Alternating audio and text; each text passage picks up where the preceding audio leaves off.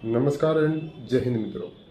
दोस्तों, आजकल थाने पर बहुत से ऐसे लोग आते हैं, बोलते हैं कि हमारा अकाउंट फ्रीज हो गया है सर, और बड़ी समस्या हो गई है। अचानक से सैलरी अकाउंट था, उसी अकाउंट से ईएमआई कटती थी और कुछ खर्चे भी करने थे, घर के बड़े खर्चे कुछ भी। तो ऐसे समय में आपका अकाउंट फ्रीज हो जाए तो बड़ी समस्या हो जाती है हमें।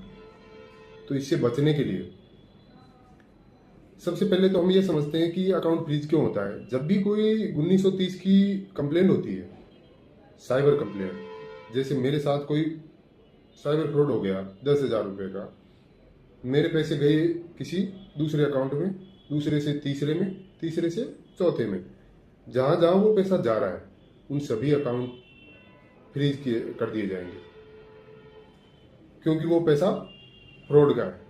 अब हो सकता है कोई आपका परिचित पैसा ऐसे ऐसे आपके खाते में पहुंच जाए और आपका खाता फ्रीज हो जाएगा। ये तो इसकी है प्रक्रिया कि ये क्यों होता है। अब इससे बचने का एक उपाय ये भी है कि आप जब भी पैसे डलवाएं, एक तो जो फ्रॉड करने वाला व्यक्ति है वो कभी भी खुद का खाता यूज नहीं करता, वो किसी दूसरे का ही यूज करता है।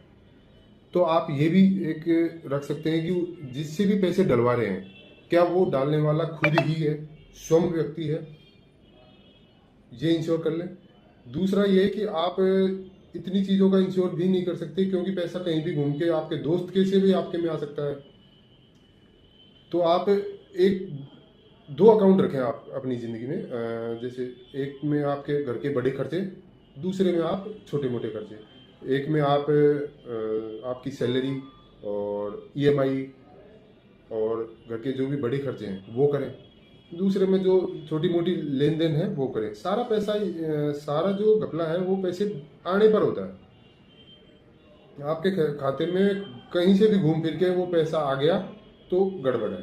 अब गड़बड़ को सही करने के लिए आपको हो सकता है वो कंप्लेंट कहाँ हुई है, कहाँ का पैसा कहाँ है, बंगाल, बिहार, झारखंड, कहीं भी हो सकता है।